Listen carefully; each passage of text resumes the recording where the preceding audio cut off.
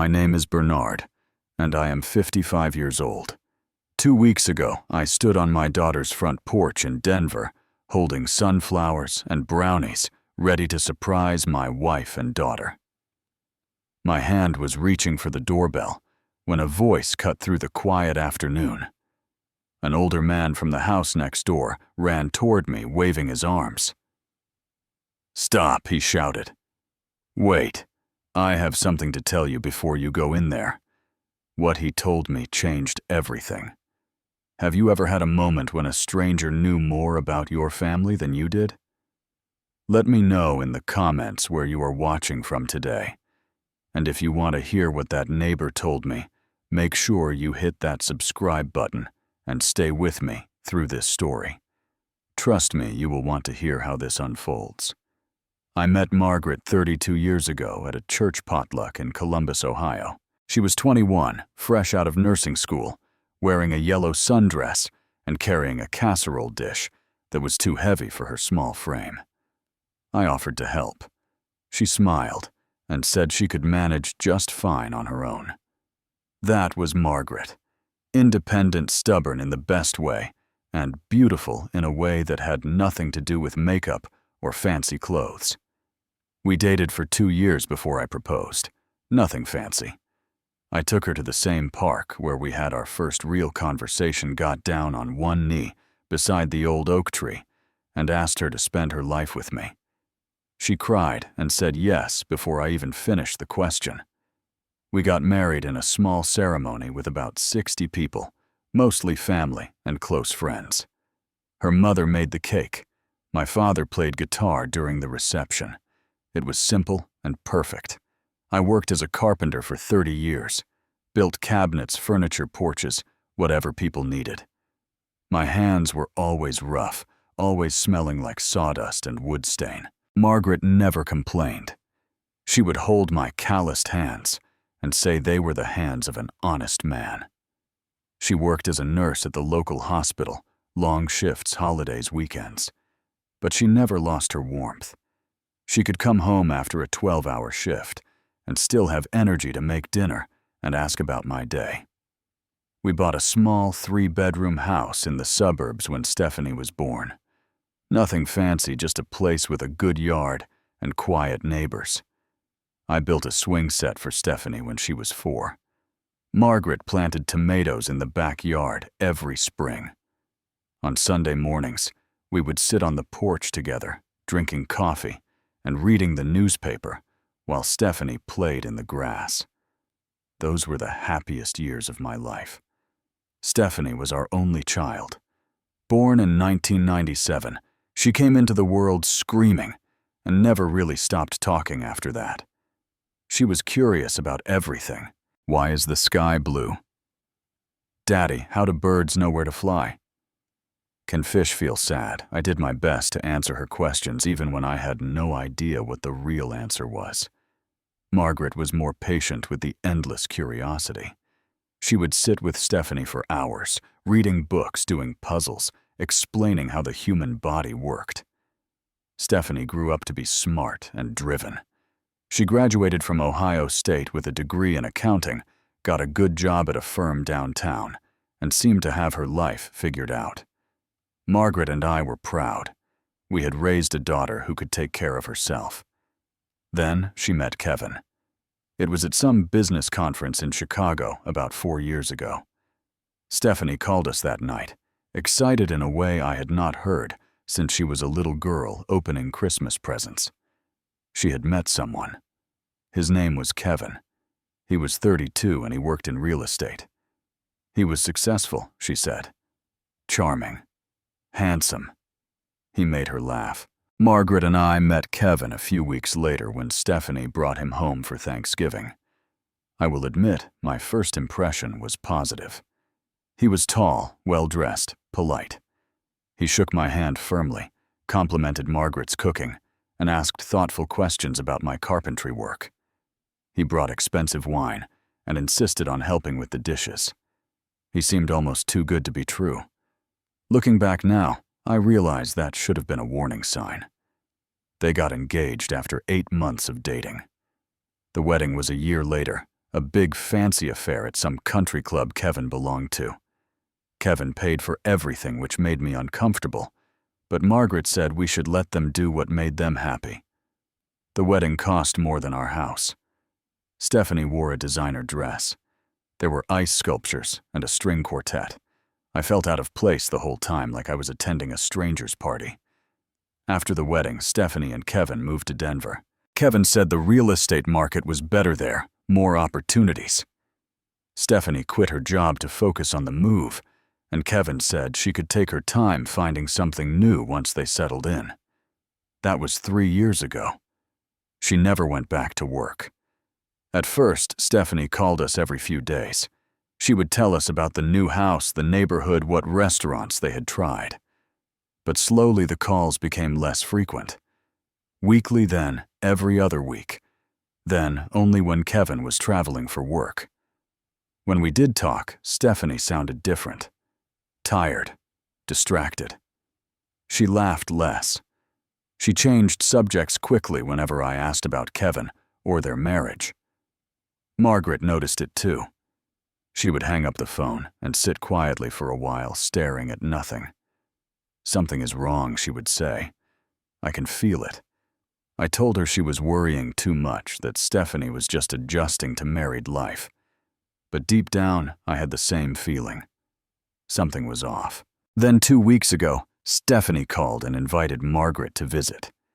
"Just you, Mom," she said. "Kevin is going to be busy with work, and I thought we could have some girl time." Margaret was thrilled. She packed her bags and left the next morning, promising to call every day. I stayed behind because my sister Nancy needed help fixing her roof. Water damage from the winter storms. I figured I would join Margaret in Denver after I finished the repairs. Maybe surprise them both.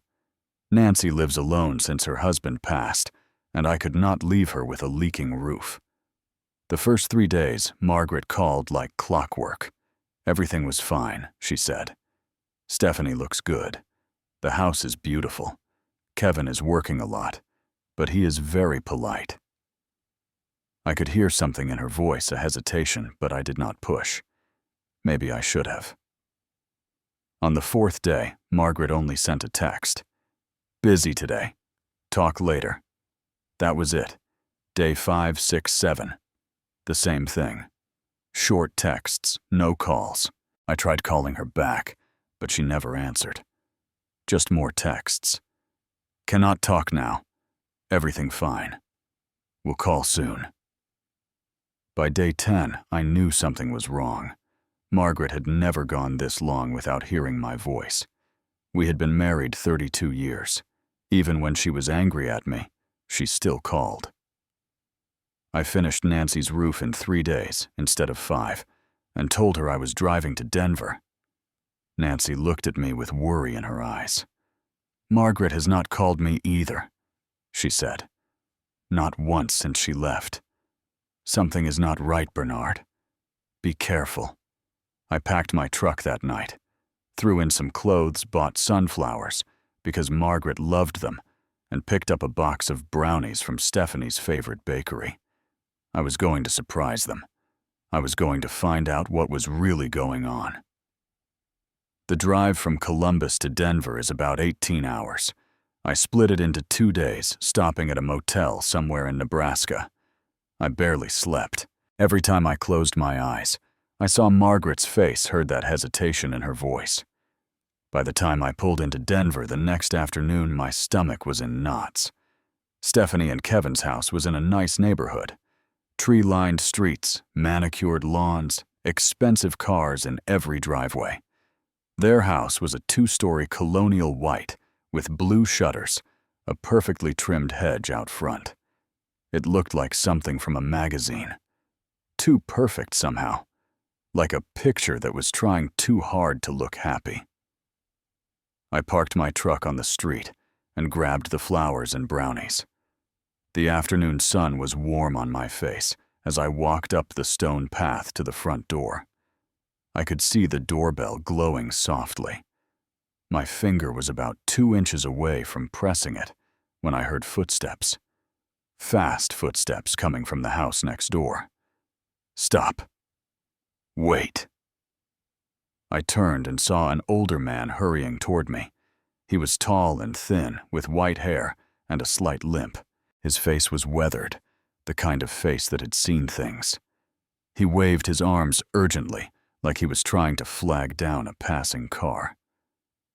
"You are her father, right?" he said, slightly out of breath. "Margaret's husband." I nodded, confused.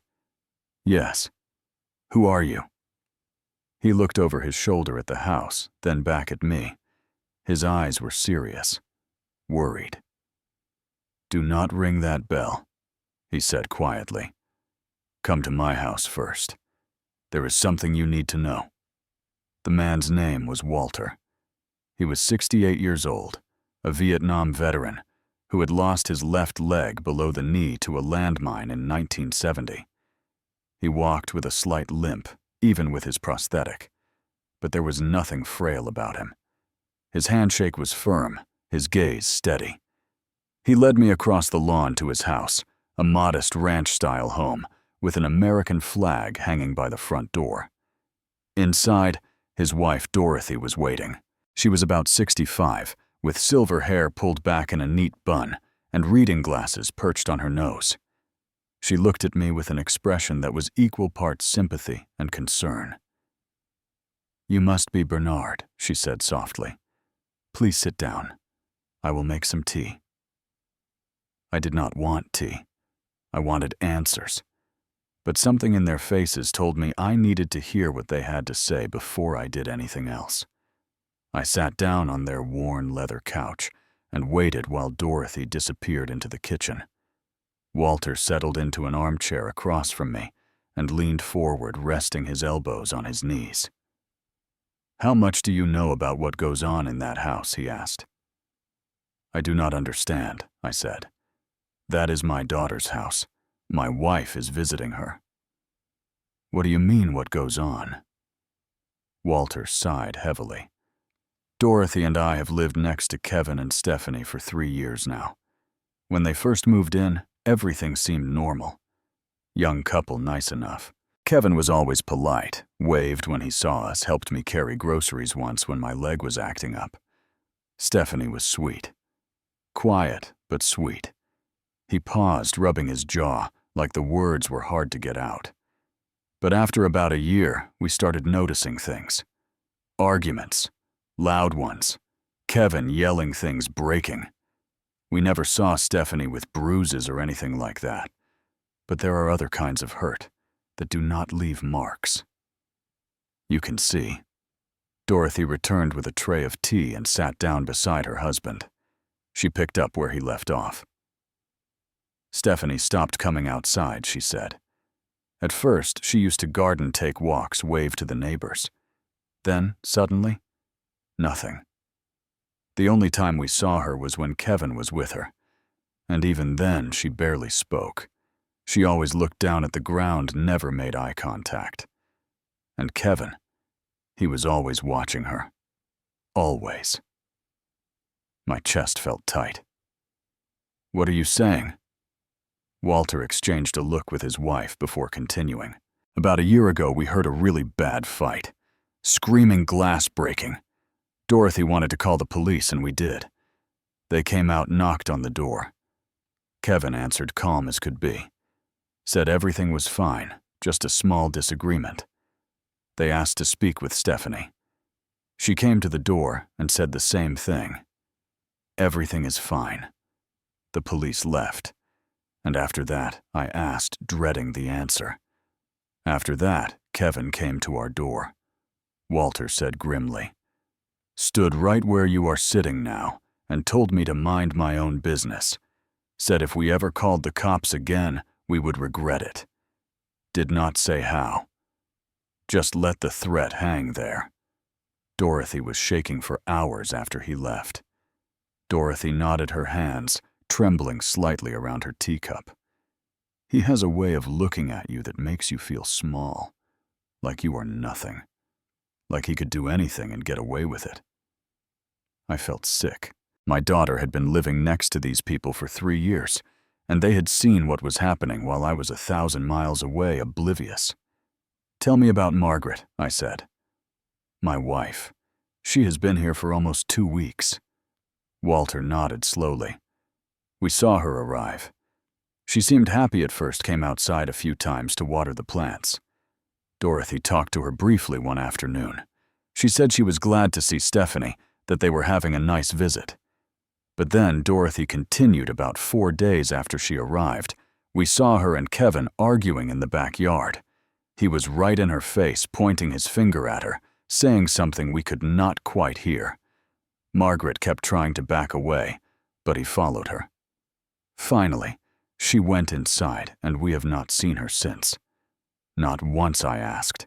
Not once, Walter confirmed. The curtains have been closed. The only person we have seen leave that house is Kevin, and even that is only a couple times a week. My hands were shaking. I set down my untouched tea and stood up. I have to go over there. I have to get them out. Walter stood up too, placing a firm hand on my shoulder. I understand how you feel. Believe me, if it were my daughter in there, I would want to break down that door. But listen to me. Kevin is smart. He knows how to manipulate situations. If you go in there angry, he will find a way to turn it around. He might call the police on you, say you are the threat. He might lock the doors and refuse to let you see them at all. You need to think this through. I wanted to argue, but I knew he was right. My mind was racing, trying to figure out what to do. "What else do you know about him?" I asked. "About Kevin." Walter sat back down and rubbed his face with both hands. "We have heard things. The mail carrier, the delivery people, they talk. Apparently, Kevin had some kind of restraining order against him from an ex-girlfriend back in Texas. Something about harassment threats. I do not know the details, but it fits with what we have seen." Dorothy added, "He controls everything in that house. Stephanie does not have her own car. Kevin tracks her phone. She does not have access to their bank accounts, at least not that we can tell. One time, about 6 months ago, Dorothy saw Stephanie trying to open a window. Kevin came home unexpectedly, and there was shouting for an hour straight. After that, we noticed the windows stayed locked. The picture was becoming horrifyingly clear.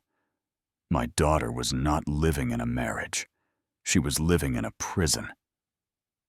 I paced the length of their living room, trying to think. What about the police? Can we try again? Walter shook his head. We thought about it. But without evidence, without Stephanie herself saying something is wrong, they cannot do much. And Kevin knows that. He has been careful. No visible bruises, no witnesses to actual violence. It is all control, all intimidation. The law does not always know how to handle that. There has to be something, I said. Some way to get to them. Dorothy spoke up. Kevin has a routine. Every Tuesday and Friday he goes out around 10 in the morning. Grocery shopping, we think. Sometimes he is gone for an hour, sometimes 2. But he always locks the door from the outside when he leaves. We have seen him do it. He locks them in. I asked, feeling the rage building in my chest. From what we can tell, yes, Walter said. And the house has security cameras everywhere. Kevin monitors them from his phone. Even if someone got to the door, he would know about it. I stopped pacing and looked at them both. Tomorrow is Friday. Walter met my gaze and nodded slowly. It is. Then we have until tomorrow morning to figure out how to get my wife and daughter out of that house. Dorothy reached out and squeezed my hand. You can stay here tonight, she said gently. We have a guest room, and tomorrow we will help you however we can. I looked at these 2 strangers who had been watching over my daughter when I could not, who had risked Kevin's anger to warn me, who were now offering their home and their help. My voice caught in my throat. Thank you, I managed to say. I do not know how to thank you. Walter stood and clasped my shoulder again. "You do not have to thank us. Just bring them home safe." That night, I lay on Walter and Dorothy's guest bed, staring at the ceiling. Through the window, I could see the second floor of my daughter's house. A single light was on, glowing softly behind drawn curtains. I wondered if Margaret was in that room. I wondered if Stephanie was with her. I wondered what Kevin was doing, if he was watching them, controlling them, making them afraid. I thought about Stephanie as a little girl, running through the backyard, chasing fireflies, laughing when I pushed her on the swing I built with my own hands. She had been so free, then so full of joy. How had that bright little girl ended up trapped in a nightmare like this? I thought about Margaret, my partner for 32 years. The woman who held my hand through every hard time, who never once complained about my rough carpenter's hands, who made every house we lived in feel like a home. She was in that house right now, maybe scared, maybe unable to call for help. And I thought about Kevin, the charming man who shook my hand at Thanksgiving, who paid for the extravagant wedding, who convinced my daughter to move 1,000 miles away and give up her career. All along there had been something wrong, and none of us had seen it. Or maybe we had seen it, and just did not want to believe it. Sleep did not come easy that night. But somewhere in the early hours of the morning I made a decision. Whatever it took, whatever risks I had to face, I was not leaving Denver without my family. I woke up before dawn on Friday morning. Dorothy had coffee ready and insisted I eat something, even though my stomach was in knots. Walter sat across from me at the kitchen table, a notepad in front of him, with a rough sketch of the neighborhood. "Kevin usually leaves around 10, he said, tapping the paper. "He takes the main road toward the grocery store. If he follows his usual pattern, he will be gone for at least an hour." "What about the cameras?" I asked. Walter scratched his chin. "There are 4 that we know of. 1 at the front door, 1 at the back, and 2 inside that we have seen through the windows. They are all connected to his phone. If any of them pick up motion, he gets an alert. So even if Kevin is gone, he will know if I go to the door." "Exactly," Walter said. "Unless we do something about the cameras first." Dorothy looked worried. "Walter, we talked about this. It is risky." Walter reached over and patted her hand. "I know it is, but Bernard came 1,000 miles to save his family. We cannot just sit here and watch." He turned back to me. "I spent 30 years working as an electrician after the war. I know how these systems work. Most home security cameras are connected to the home's main power. If the power goes out, the cameras go down. The battery backup on most systems only lasts a few minutes before it needs to reset." "You are suggesting we cut the power to the whole house?" I asked. "Not just the house," Walter said. "The whole block. There is a junction box at the end of the street. If I flip the right breakers, everything goes dark. Kevin will think it is a neighborhood outage. By the time he realizes what is happening, you will already be inside." It was crazy. It was probably illegal. And it was the best chance we had. "How long?" I asked. 5 minutes, maybe 10 before people start calling the power company. After that, someone will come to investigate. We need to move fast." I nodded. "Then that is what we do." The morning dragged by like molasses. I sat by the window watching the house next door, waiting for any sign of movement. At 9:45, the garage door opened. Kevin's silver sedan backed out of the driveway, paused at the street, then drove away. Walter was already at the door. "I will need 10 minutes to get to the junction box and back. When you see the lights go out, move fast." I grabbed his arm. "Walter, thank you for everything." He gave me a grim smile. "Bring them home, Bernard. That is all the thanks I need." He disappeared down the street, moving faster than I would have expected for a man with one real leg. I watched him go until he turned the corner. Then I moved to the front door and waited. The minutes felt like hours. I counted my heartbeats, trying to stay calm. My eyes were fixed on the house next door, on those drawn curtains on the locked door that stood between me and my family.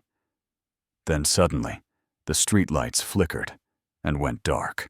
The hum of air conditioners and refrigerators that I had not even noticed suddenly fell silent. The whole neighborhood went quiet. I was out the door before I even realized I was moving. Across the lawn, up the stone path onto the porch. I rang the doorbell, then realized it would not work without power. I knocked instead, loud and urgent. "Margaret, Stephanie, it is me. It is Bernard. Open the door." Silence, then faint footsteps inside. A shadow moved behind the frosted glass of the door.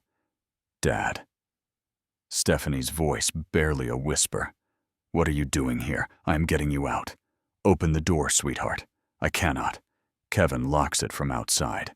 I do not have a key." My heart sank. I looked around frantically. The windows were all closed. The back door was probably locked too. "Is there another way in?" I called through the door. A pause.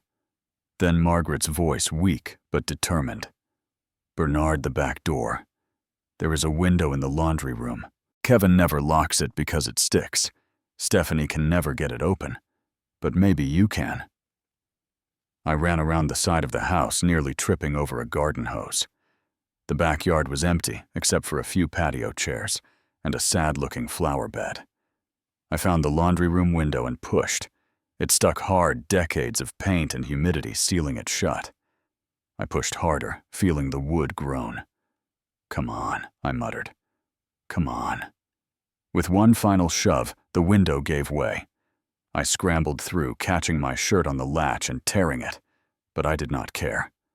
I landed on the laundry room floor, scrambled to my feet, and ran toward the front of the house. Margaret and Stephanie were standing in the hallway. For a moment, we all just stared at each other. Then Margaret let out a sob and threw herself into my arms. Stephanie followed a second later. I held them both, my wife and my daughter, feeling their bodies shake with relief and fear. "We do not have much time," I said, pulling back to look at them. "We need to get what we can and go. Now." Stephanie nodded, her face pale but determined. She looked thinner than the last time I had seen her, with dark circles under her eyes. But there was something new in her expression, a spark of hope that had not been there before. "My passport is upstairs," she said, "and some cash I hid in a book. Give me 2 minutes." She ran upstairs. Margaret grabbed my hand and squeezed it hard. "I am so sorry," she whispered. "I tried to call. He took my phone. He said if I made trouble, he would." She did not finish the sentence. She did not have to. "It is okay," I said. "We are getting out. Right now." Stephanie came back downstairs with a small bag clutched to her chest. "I have everything I need." I led them to the back of the house, through the laundry room, out the window. I went first, then helped Margaret through, then Stephanie. We crossed the backyard through a gap in the fence into the alley behind the houses. Walter's pickup truck was waiting there, engine running. Dorothy was in the passenger seat. Walter leaned out the driver's window. "Get in. Now." We piled into the back of the truck. Walter hit the gas before the door was even closed. As we sped down the alley, I looked back at the house where my daughter had been imprisoned. The windows were dark, the curtains still drawn. It looked peaceful, almost normal. You would never guess what had happened behind those walls. "We made it." Margaret whispered, her hand finding mine in the cramped truck bed. "Not yet," I said. "But we will." We drove straight to Walter's house, pulling into the garage so the truck would not be visible from the street. Dorothy led Margaret and Stephanie inside, while Walter and I stood watch by the window. "How long before Kevin notices the power is out?" I asked. Hard to say, Walter replied. If he checks his phone and sees the cameras are down, he might come back early. We should assume we have maybe 30 minutes, maybe less. Dorothy had already called the police requesting a welfare check at Kevin's address. It was not much, but it meant that if Kevin came back and tried to stop us, there would be an official record of our concerns. Inside, Margaret and Stephanie sat on the couch holding each other's hands. I knelt in front of them and took their hands in mine. Tell me everything, I said gently. Whatever you are comfortable sharing. I need to know what we are dealing with. Stephanie took a shaky breath. She looked at her mother, then back at me. It started small, she began. Right after we got married. Little things. Kevin would get upset if I talked to certain friends, so I stopped talking to them. He said he did not like when I worked late, so I started leaving early. Then he said it did not make sense for me to work at all, that he made enough money for both of us. So I quit. Her voice wavered, but she kept going. At first, I told myself it was because he loved me so much. He wanted to spend time with me. He wanted to take care of me. But then it got worse. He started checking my phone, reading my texts, listening to my calls. If I went anywhere without him, he wanted to know exactly where I was, who I talked to, how long I was gone. He put tracking software on my phone. He set up the cameras so he could watch me even when he was not home. Margaret squeezed Stephanie's hand. When I got here, she said I knew something was wrong right away. Stephanie looked exhausted. She would not make eye contact with Kevin. She agreed with everything he said, never had an opinion of her own. It was like watching a stranger wearing my daughter's face. I tried to talk to her alone. Margaret continued, but Kevin was always there, always listening. Finally, on the 4th day, I confronted him. I said I knew something was wrong, and I wanted to take Stephanie home for a while. That is when he lost it. Her voice dropped. He got right in my face, called me names I will not repeat, said this was his house and his wife, and I had no right to interfere. He took my phone and said I could send texts but nothing else. He said if I tried to leave or call for help, he would tell the police I was mentally unstable, that I was harassing them. He said he had a lawyer who could make my life very difficult. And you believed him? I asked, not accusingly, just trying to understand. Margaret nodded wearily. You do not know what it is like, Bernard, being in that house with him. He has a way of making you feel like everything is your fault, like you are the crazy one. After a few days, I started to doubt myself. Maybe I was overreacting. Maybe things were not as bad as they seemed. That is how he gets you. He makes you question your own mind. I felt a cold fury building in my chest. This man had not just imprisoned my wife and daughter. He had tried to break them to make them doubt their own reality. You are not crazy, I said firmly. Either of you. What he did is abuse. It does not matter that he never hit you. Controlling someone, isolating them, making them afraid, that is abuse. And we are going to make sure he never does it to you again. Stephanie looked up at me, tears streaming down her face. I wanted to leave so many times, she whispered. But he had all the money. He controlled everything. I did not have anywhere to go, anyone to call.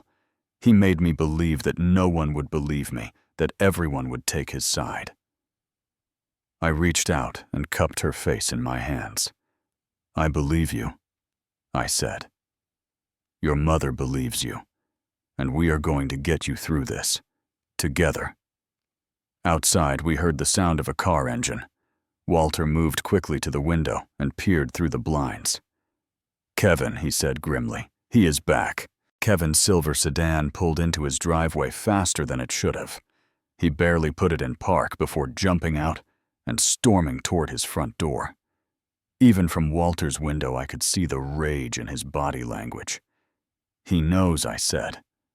Walter nodded. The cameras probably came back online when the power reset.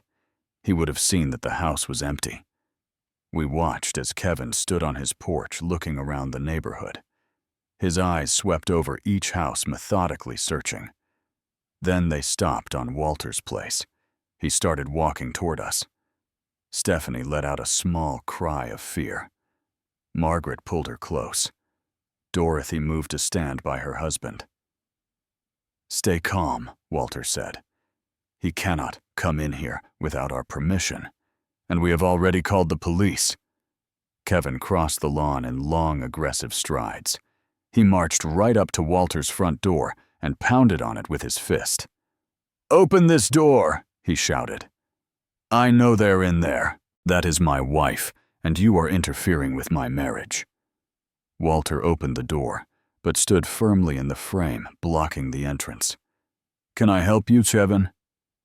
Kevin's face was red with anger. "You know exactly what you can help me with. Stephanie is my wife. She belongs at home. Send her out right now, or I am calling the police." "You mean the police we already called, Walter?" Replied calmly. "They should be here any minute for a welfare check. Maybe you want to stick around and explain to them why your wife and mother-in-law felt the need to escape from your house." Kevin's expression flickered just for a moment. Then the mask was back in place, that charming smile that I had seen at Thanksgiving dinners and holiday gatherings. "There has been a misunderstanding," he said, his voice suddenly smooth and reasonable. "Stephanie is not well. She has mental health issues. Her mother has been enabling her delusions instead of helping. I am just trying to take care of my wife." I could not stay silent any longer. I stepped up beside Walter, looking Kevin directly in the eyes. "I am her father," I said, "and I have heard enough of your lies." Kevin's smile faltered. "Bernard, I did not realize you were here. Look, I know this seems bad, but if we could just talk." "Talk," I interrupted. "You locked my wife in your house. You took her phone. You have been controlling my daughter for 3 years. There is nothing to talk about." "That is not true," Kevin insisted, his voice rising. "I have never laid a hand on either of them. This is all a big misunderstanding. Stephanie will tell you herself." He tried to look past me into the house. "Stephanie, honey, come out here. Tell your father that everything is fine." There was a long pause. Then Stephanie appeared at my shoulder. Her face was pale, but her voice was steady. "Everything is not fine, Kevin. It has not been fine for a long time. I am done. I am not coming back." Kevin's mask finally cracked. His face twisted into something ugly, something that had been hiding beneath the surface all along. "You cannot do this," he snarled. "I have given you everything. The house, the car, the life you could never have afforded on your own. You are nothing without me. You will come crawling back within a week." "No," Stephanie said, "I will not." Kevin lunged forward, trying to push past Walter and me. Walter stood his ground, and I grabbed Kevin's arm, shoving him back onto the porch. "Touch my daughter again," I said quietly, "and it will be the last thing you do." Kevin glared at me with pure hatred. Then he straightened his jacket and took a step back. "Fine," he spat. "You want to play it this way? I will sue you all. I will take everything. By the time my lawyers are done, you will not have a penny to your name." "Go ahead," I said. "We will see what the courts think about a man who locks women in his house and monitors their every move." Before Kevin could respond, a police car pulled up to the curb. 2 officers got out, 1 male and 1 female. The male officer, whose badge read Ramirez, approached us with a cautious expression. "We received a call about a welfare check," he said. "Is everything okay here?" Kevin immediately shifted back into his charming persona. "Officer, thank goodness you are here. There has been a terrible misunderstanding. My wife is inside this house with her father and mother. They have essentially kidnapped her." Officer Ramirez looked at me, then at Stephanie, who had moved to stand beside me. "Ma'am," he said to Stephanie, Are you here of your own free will? Stephanie nodded. Yes, officer. I left my husband because he has been controlling and emotionally abusing me for years. I am with my parents now. I am safe. She is lying, Kevin insisted. She has mental health problems. Her mother has been filling her head with delusions. Sir Officer Ramirez said firmly, I need you to calm down. He turned back to Stephanie. Do you have any evidence of what you are describing? Margaret stepped forward holding a small notebook. My daughter has been keeping a journal, she said. Dates, times, descriptions of incidents. I can also tell you what I experienced personally over the past 2 weeks. And your neighbors Walter and Dorothy can tell you what they have witnessed over the past 3 years. Officer Ramirez took the notebook and flipped through it. His expression grew more serious as he read. Meanwhile, his partner was running Kevin's information through their system. She walked over and murmured something to Ramirez. His eyebrows rose. Sir, he said to Kevin, are you aware that you have a restraining order filed against you in the state of Texas? Kevin's face went pale. That was a misunderstanding. The charges were dropped. According to our records, the restraining order is still active, and there are 2 documented violations. Ramirez looked at Stephanie. Ma'am, I strongly recommend you file for a protective order in Colorado as well. Given this information, I do not think you should have any contact with your husband until you have legal representation. This is ridiculous, Kevin shouted. You cannot believe these lies. I am a respected businessman. I have connections. Sir Ramirez said, his voice hardening. I am not going to tell you again to calm down. You are free to go back to your property, but if you make any attempt to contact these individuals before this situation is legally resolved, you will be arrested. Do you understand? Kevin stood there for a long moment, his hands clenched into fists. I could see him calculating, trying to figure out if there was any way he could still win this situation. Finally, he turned and walked back toward his house. At the edge of the lawn, he stopped and looked back at Stephanie. This is not over, he said. Not by a long shot. Then he went inside and slammed the door. Officer Ramirez sighed and put away his notepad. I cannot make you leave tonight, he told me, but I would recommend getting out of this neighborhood as soon as possible. Men like him, they do not give up easy. He will try to find another way to get to your daughter. We are leaving tonight, I said. Going back to Ohio. Good. He handed me his card. If anything else happens, call me directly. I will make sure there is a record of everything. Thank you, officer, I said, meaning it. He nodded and walked back to his car with his partner. We watched them drive away, then stood there in the fading light, looking at the house where Kevin was probably already planning his next move. It is not over, Margaret said quietly. No, I agreed. But we got them out. That is what matters right now. Stephanie leaned into me, and I put my arm around her shoulder. For the first time in 3 years, my daughter was free. We left Denver that same night. Walter offered to drive us to the airport, but I wanted my truck.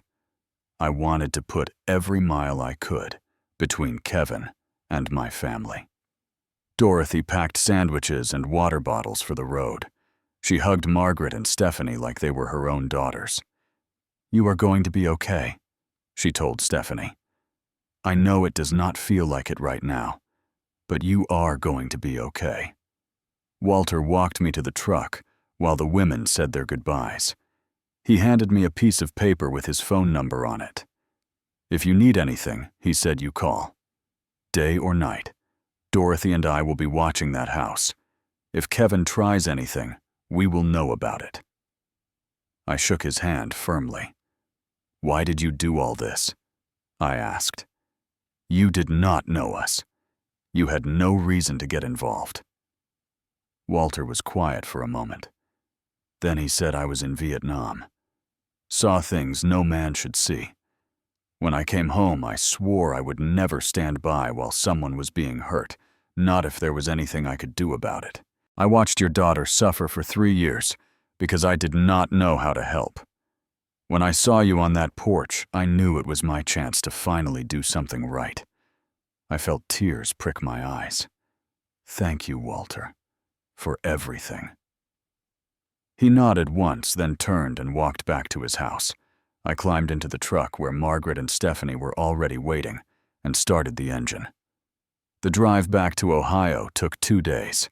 We stopped at the same motel in Nebraska where I had stayed on the way out.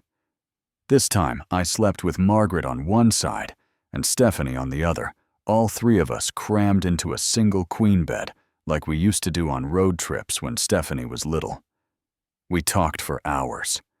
Stephanie told us everything, the full story of her marriage, the gradual isolation, the constant criticism, the fear that had become her constant companion. She cried. Margaret cried. I held them both and promised that things would be different now.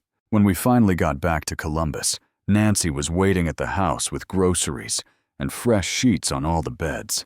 She hugged Stephanie so tight, I thought she might crack a rib.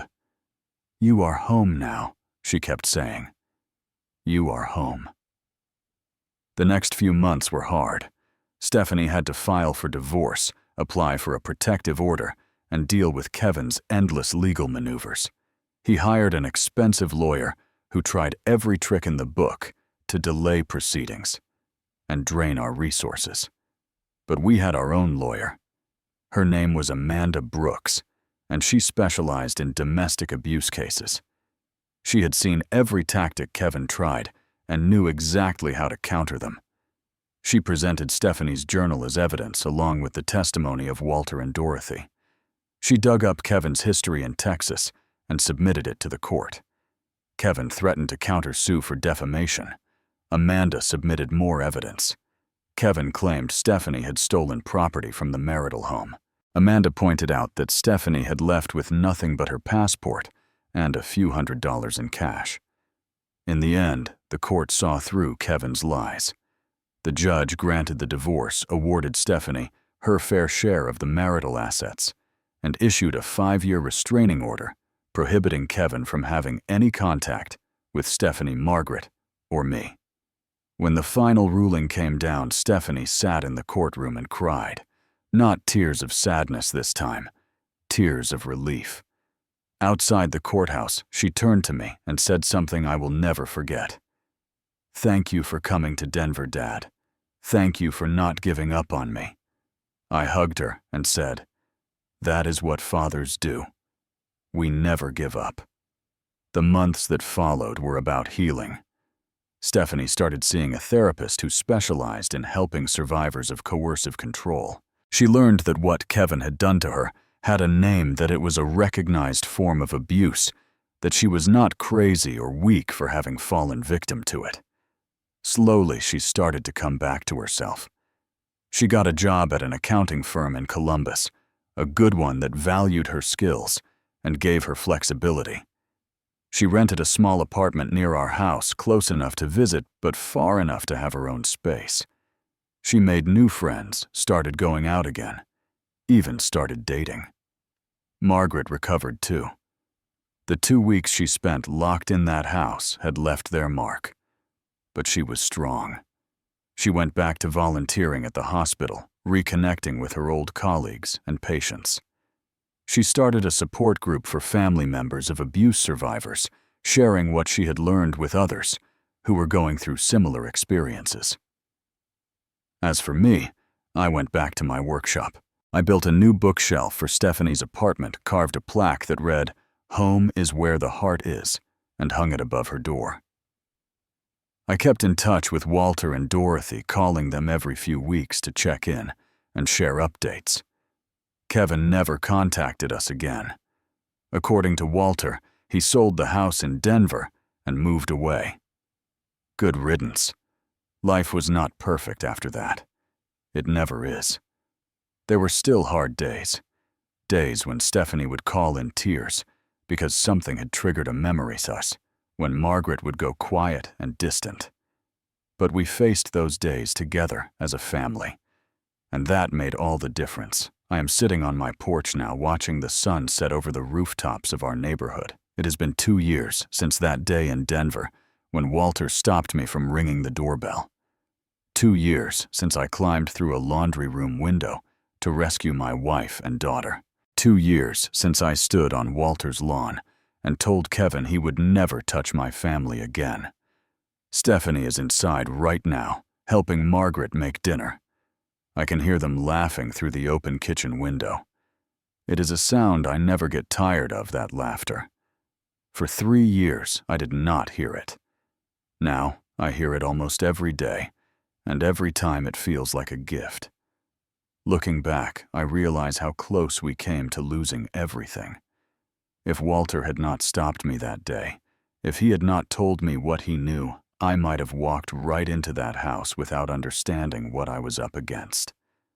Kevin would have found a way to turn the situation around, to paint me as the aggressor, to keep his grip on my daughter and my wife. I shudder to think how things might have ended. But Walter did stop me. A stranger, a neighbor, a man who had no obligation to get involved, he chose to speak up. He chose to tell me the truth, even though it was hard, even though it put him at risk. That choice changed everything. I think about that a lot now. How many times in our lives do we see something wrong and choose to stay silent? How many times do we tell ourselves it is not our business, that someone else will handle it, that getting involved is too risky? I know I have done it. We all have. But sometimes staying silent is the worst thing we can do. Sometimes 5 minutes of telling the truth can save a life, or 2 lives, or 3. Stephanie is thriving now. She got promoted at her job last month. She has a boyfriend, a good man named Daniel, who treats her with the respect she deserves. She still goes to therapy, still has hard days, but she faces them with a strength that amazes me.